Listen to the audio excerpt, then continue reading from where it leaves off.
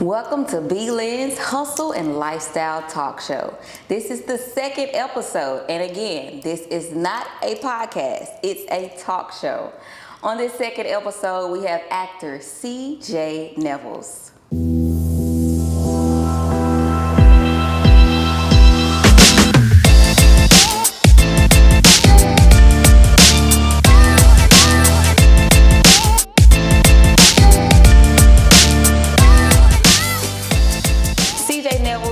Actor and an entrepreneur with many years of experience on stage, and now he is taking the film industry by storm. His acting journey began at New Direction Christian Church, where he was featured in a Christmas play. What started as an act of service led to aspirations for an acting career. Now CJ is in the works of creating his own lane and space for creatives to show their gifts. In October of 2023, CJ hosted his very own event, which was an art mixer called Dreams Do Come True. As of lately, CJ has written, produced, and directed his own mini web series called Under Pressure on YouTube. CJ has played main character roles in all of the productions he's been a part of, like Pastor Terrell Munger's stage play Influence, Troublesome, a hit film on Tubi, a movie called Beyond the Doors, and a stage play called When No One Is Listening, just to name a few. Recently, CJ has done 2 shows in Little Rock and in Houston, Texas, with the Soulful Murder Mystery Tour with Princeton James Productions. Welcome to the show, CJ. Appreciate you having me. How are you? I'm dope. I'm great. Good. I'm glad to have you here. I'm glad to be here. Yes. Yeah, I feel good. I feel like I'm at home. Amen. Look, you know I know you. So let's get started. When did you know you wanted to become an actor? So that's different for me because I enjoy watching movies with my mama growing up, but I never saw myself just being an actor per se. And man, just like I said, like you read off me going a new direction, that started something new for me. Even then, I didn't think I was gonna be an actor. It wasn't until Miss Keisha Cathy told me that, you should be on stage. Yeah. I ain't take it serious. I just went in one ear out the other. And she told me when Princeton James have an audition, I'm gonna tell you about it. So my excuse was gonna be I gotta work. Yeah. So when audition day came, I told my manager that I had to be a little bit late from my lunch break. And I went to audition, and I was about 2 hours late back from my lunch break. I ain't get the role. But Bianca McMillan just started working with me. Yeah. And she was telling me I was an actor before I even hit another stage. And I ain't believe it. It's not really until maybe my 4th or 5th year when I got comfortable saying that I'm an actor. How old were you when you did the play and all of that? I was 25. Oh, okay. Yeah, 25. Gotcha.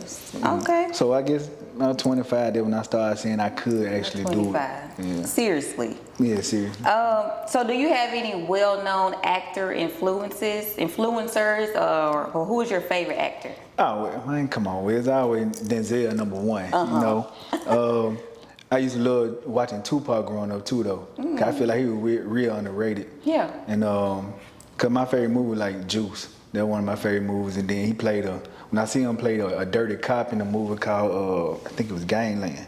It was something. He was a dirty cop in there. And to see Tupac in a different lane, they were kind of like, I said, Tupac pretty dope.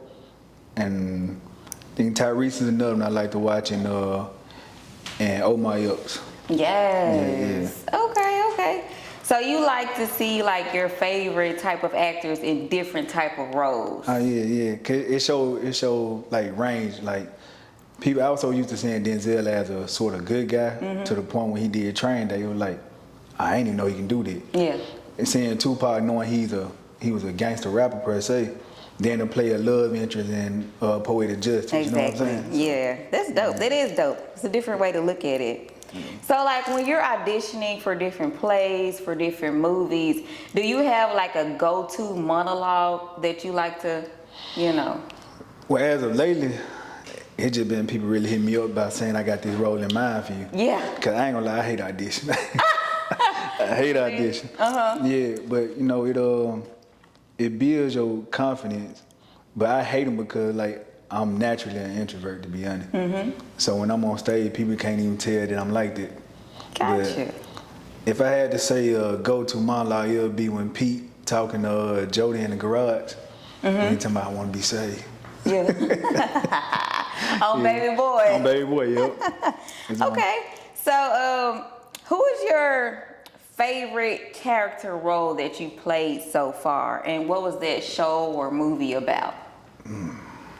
That's a good question. You had so many. Yeah, that was a good question. So many roles. It would have to be. I enjoyed the influence well because I had to play a troubled teen, and where I had to go to get to that point, it was like every rehearsal I was drained because what people don't know, like when you acting, it's taking out a whole lot of emotions, and you don't realize how much energy you use when you're using different emotions. Ooh, yeah. You know, so doing it was hard because I had to. Times I wasn't even feeling like being angry. Yeah. I had to be angry for no reason. So I think they were probably one of my favorites. And his name was Dennis. In Influence, yeah, Dennis. I saw that play. Yeah. It was a great play. Yeah. I don't want to say because they might start it up again. So. I think it's gonna actually be a movie soon. Pastor Terrell Munger, you did your thing, and everyone in the play. I saw it at Fairleigh High School. Last year? I went to that one last year. It was great. And we went to I think we went to 4 different schools after that, and we did the Holler Room twice. I would ask you to do a couple lines from that. I don't want to give it away. Yeah, I know. Then you try to get me back in my emotions. Yeah, I'm getting tired. I get tired. You get tired as an actor. I see. Okay. Yeah. I mean, just because a lot of time when I'm going to my rehearsal, it's right after work. Yeah. So you know what I'm saying. So you probably done worked all day, then you got to go and pull something else from out of nowhere. But it's. Okay, so you told us what's your most favorite role so far. What's your most challenging role that you played so far? I had to do Dare to Dream, and I had to hit a woman. And it was hard doing it because in rehearsal, I think I had to slap her one time. It just did something to me. And it was but she said she wanted to feel real. And I'm like, I'd rather not. I said, they just try to do it some other way, but she wanted it. So every time in rehearsal when I had to do it, I had to go and sit down for a minute. Yeah. Cause it's wait, so you actually hit her in practice, in rehearsal? Yeah. But then we started just bringing it back, so. Yeah, with the hand and. Yeah. So I don't do the whole hand. It'll just basically be these. Yeah. But just putting your hand on a woman, she said she wanted to be authentic. Yeah, she wanted to be authentic. Yeah, so. That was a good play as well. I saw that one as well, y'all. Yeah. Okay, let me go back. CJ was my client last year. I'm a publicist, so I got him some exposure for his plays and his movies that he was in on last year. So I've been to a lot of his movies and seen a lot of his plays. The man is cold. Every role that he's in, he embodies it. You gotta see him. Yeah. Gotta see him on stage. That means a lot, though. No problem.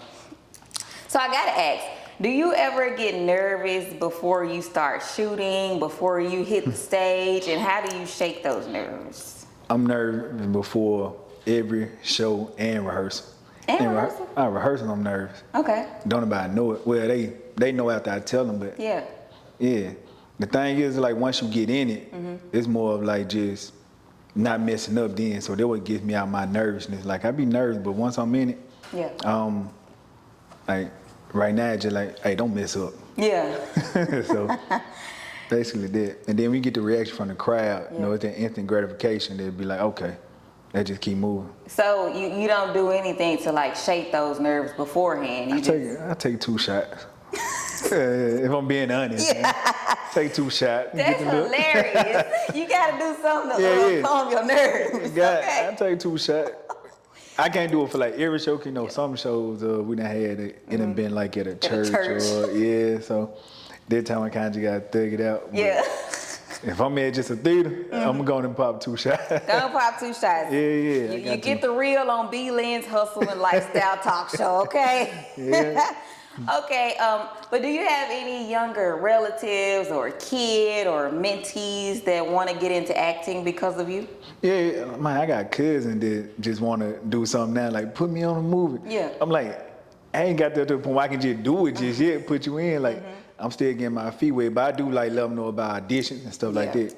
I ain't saying you gonna get it because of me. Like, Right. you'll still have to get the role yourself because just like them, I'm still going to audition too. Sometime, when they ain't called me. Yeah. And I still gotta get my foot in the door too, so but I will let them know about the audition. Right. Now it's up to you to show up. I can't force you to show up.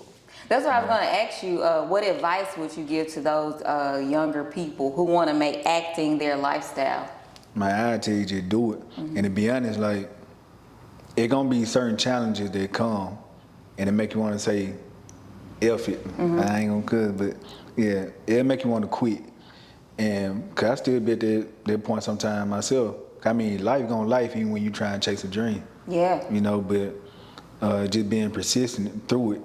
And really, when I'm at rehearsal or I'm filming, that's what get me through it, the fact that I'm doing it. That's what I was going to ask you in general. How can acting be discouraging? Sure. So, people think when you just start acting, you just making this amount of money.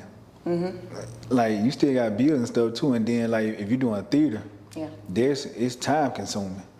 So it taking a lot of time away from a lot of stuff because of rehearsals and stuff like that. And a lot of times you looking for that big break, but it ain't coming instantly like that. And then like it can get discouraging when you might go to audition. Like I done got some no's too in audition. And sometimes they can be discouraging because then you go looking at yourself like, hey, what I do wrong? Like, was I not good enough?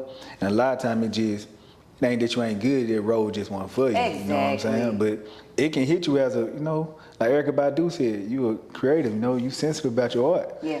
So when you don't get a role, it kind of can be a little discouraging. And you want to know what you did wrong, and they don't tell you what you did wrong in audition. Yeah. And like you said, that's life. It just wasn't meant for you. Yeah, and that's a fact. Yeah. So how do you prepare or mentally get ready for slapping your partner on screen? How do you mentally prepare for those difficult roles? Man, so their role, it took a lot. Like, I wish my director here, she can tell you about it. Well, yeah, I think you know Renee. Yep. Yeah. So they was trying to just, every time before we had to do it, like, just go on and get it over with. Just go and get it over with. Like, I don't really want to, but Yeah. I don't know, when you realize that you acting, not, like, I ain't gonna like, after I do it, I have to apologize every time. She always telling me, nah, you good, Not you good. apologize. You I hate acting. I know, but like, even though you acting, like Yeah. it's still, like my physical hand is touching you, Yeah. so. And Yeah. you didn't grow up like that. Yeah, nah. You didn't grow up hitting women. Can't be hitting no woman like that. Ooh, even if it is just acting. Yeah, it still do something to you. But I think, like when you see actors like that, not Chadwick Boseman, but the guy who played Jesus, or Lakeith. Yeah, Lakeith and Donald Glover. Yeah. Like some of those actors, they had to go to therapy to mentally get out of that acting role. Like, but that's some type of dedication. Yeah, now I can understand because depends on how long you on set and how long you gotta just prepare for certain roles. Like even with Denzel, for him to do Malcolm X, he started that journey a year before they started filming. Oh. Like he stopped eating meat and all that. Like he really became Muslim to prepare for that role. And some people, they actually do dive into their character, like they really get it, like their mindset to go there too. Yeah. And that's something that's why you don't want, if you know who you are at first, you might even lose yourself a little bit in that character, but you can come back to yourself when you know, like, this ain't really me. But sometimes emotion can really hit you. Because like I said with Dennis, after rehearsal, I'd be drained and not knowing why. But that's because I'm forcing the energy that I'm trying to pull out, and it just hit me like that. It's not you. That's not even what happened within your day. You just got to get there. But I got to get there, you know what I'm saying? So I can understand why they had to go to therapy sometimes. That's a real job. I wouldn't even think about it like that. So let's talk about your mini show, your mini web series on YouTube. Talk about it, and what season are you in? Okay, so it's called Under Pressure. Me and Lavelle Mays, we co-wrote, direct and produce it. And it basically about, you know, basically about relationship, family, just the typical life that you go through. But we're trying to change the narrative on like how, it was a big thing at first when we first started writing this, how like women were talking about, you can't take me here on a first date and all that. Oh yeah. Yeah. So we wanted to change that to show like, so under pressure, we going through a lot of different scenarios of like situations in life, and it's mental. It deal with mental health because I want to tell about everything, but character in there start lose their job and they start going through some Mentally. Yeah. They don't know how to deal with it because they came from money. Oh. So now that they losing it, like people think just if you come from the hood, you only got a problem. But somebody who done been from money and they lose everything, they don't know how to deal with it. Yeah. So yeah, it talks about that and a woman being his backbone through that. And it's some other stuff that gonna happen. Yeah. But so we in season 2. So season 1 already out. We just dropped the first episode of season 2 Tuesday. Okay. Yeah. So I feel like with that, you're telling me what you're writing and directing. When you gonna write and direct your own movie or play? I think all that come with time. I want to make sure I establish myself as as an actor first. I want to master that first. Yeah. This right here, it gets me wet with like trying to try and direct and like just get my feet wet with it. Yeah. Seeing that I can do it and possibly the challenges that come with it. Cause I ain't gonna lie, it's a challenge when you try and direct these different people and trying to write a whole script and trying to make it make sense. And then when certain things happen, you got to kill out people. Like you got to change the whole story. Like it's a journey, but I live it though. Would you ever think about writing a movie for children? Yeah. The crazy thing, my son want to do something with me, and he ain't even. He's shyer than me. Like I know he get that from me. Yeah. But the fact that he done came to a couple shows and he see that I do it, it makes him wanna do it too. And he say he wanna write something, so I'm gonna do something with him first if I do anything. Yeah. Just to test it out. That'd be dope. Yeah, just test it out. So if you weren't making your acting your official lifestyle, what other industry would you be in career-wise? I feel like I still be doing something business-wise because I also help people move on the side too. So to me, that helps me out because I don't know, I don't mind listening to people, but it's just like I gotta have my own thing. Yeah. You know what I'm saying? I also like giving back, and a lot of time when my brother not helping me move, I get like a young teenager or something like that so they can come, make an honest dollar, and then it get them something to do, it keep them out the street. So I think I'd be doing something like that. Still being your own boss. Yeah, basically. I like that. So, not to dig in your business, as I already stated, I know a little bit about him. He was my client last year, and you have a kid. You just said you have another 9-to-5 type of hustle that you do. I don't know if you're in a relationship, soon to be. I don't know if you're single or not. I don't know. But you got a lot going on. And how do you balance all of that? Yeah, I don't have a relationship anymore. Like, I mean, cause it's a lot dealing with what I do. Yeah. Because, like I said, even with just theater alone, the rehearsal that come with it, and a lot of time it's hard to tell somebody to deal with it. You know what I'm saying? Because it's a lot of late night. Ain't that late night. I get back in about 10, but you ain't seen me until like 7 o'clock that morning. Yeah. So that's a lot to deal with. And then I'm not only doing one play at a time, sometimes doing 3, so I'm probably at rehearsal 4 to 5 times out throughout the week. Yeah, so you need someone who understands your time, your rehearsal time as well. Yes, and I know that's a hard thing to do, and people say they can deal with it because she thought she could too, but when she got into it, she realized it's something that she can handle. Once you and in I respect it. Yeah. Once you in it, you in it. Yeah, but I respect, I respect you knowing once you got in it that you can handle it. Yeah, so it's a tough thing to do. Gotta have time for your kid, your girl, your mama and them. I know you from Mississippi. For sure. Gotta drive back down 55 sometimes. And that's the thing too. That's the thing, you know. It's a lot of time I don't even see them a lot, even though they down the street. Yeah. You know what I'm saying? Because they may be having a family function, but I might have a show. You know. And I'm not finna tell y'all not to do something that y'all already had planned, just come to a show, you know. Do you have, sorry for cutting you off. No, you good. Do you have any family here in Memphis that supports you? Oh, yeah. I got my auntie, my aunt mom, my call, Aunt Ernie, my Aunt London, they always support. Okay. And they in Memphis, so they come to as many shows as they can when they not working. And we got a couple cousins, but to be honest, a lot of people that support me here, people are strangers. Yeah. You know, so. Friends. Yeah, friends. Who you met here. Yeah. Yeah, so. People you met on Facebook. Yeah. Man, there's one woman, she done came to so many shows, and she an older lady. Yeah. But she come to she at least gonna make the 3 or 4 plays a year. Wow. Yeah. And that's how you have fans. That's how you create fans, by Facebook and doing your shows and promoting your shows, exposure and all of that. Some people be like, oh, he's nice looking. I want to see his play. I want to see his movie. I ain't gonna front. That's how it is sometimes when you look at singers and these R&B singers. Yeah, they just.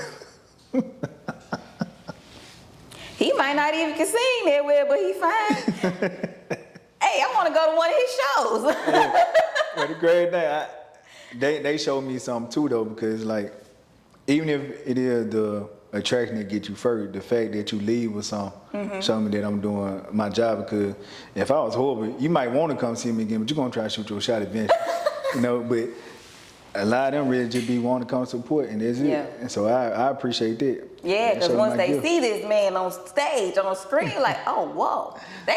I'm pretty sure people be like, I didn't know you had that in you. Nah, for real. I didn't know you were a shooter. The man be shooting and killing people all on screen, y'all. Man, if you could have seen the DM from them. I already know. Yeah. Because I was about to DM you, like. That's crazy. Why you do that for? Why you shoot? We ain't gonna talk about it.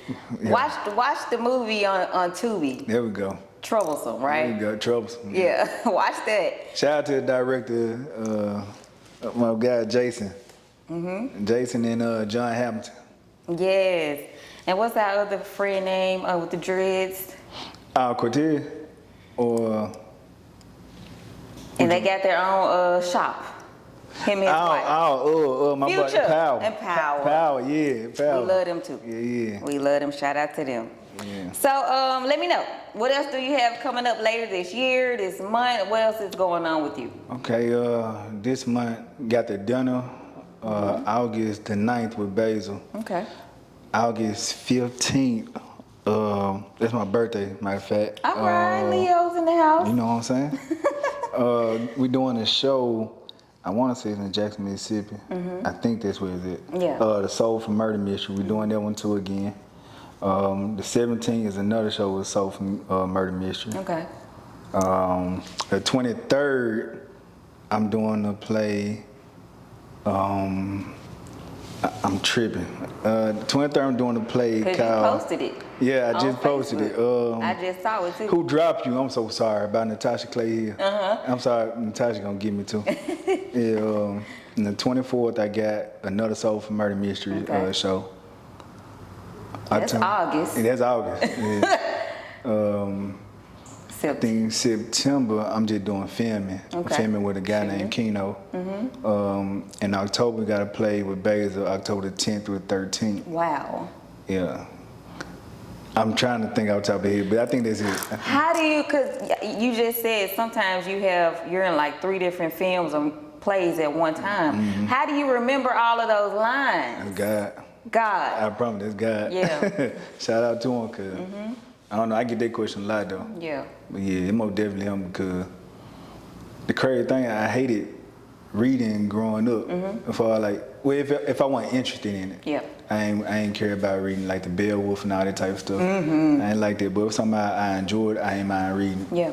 Yeah, but now to remember, you gotta read during these scripts. Right. You know what I'm saying? You gotta dissect them. So, yeah. That's probably that's probably how you remember it. You gotta dissect that character and those lines so it can stick. Yeah, cause it gotta make sense to you too. Cause sometimes when you first read the script, it's like you kind of gotta figure out what's going on, what you really see. And me, I'm a visual reader. Or you can be telling me a story that happened today, and I can visualize all of it. Okay. So I think that would happen for me when I get a script too. Like if I'm already reading it, it's good that my imagination automatically go there. So that's cool. That's dope. We're coming to a close in a little bit, but I want to ask you, what's your favorite motto or quote to live by? Well, I remember in high school, it used to be only God can judge me. And now it became, I think with Frederick Douglass, without struggle, it couldn't be no progression. That's what it is. Yeah. It's not exactly that, but that's what I take from it. Yeah. I know what it is.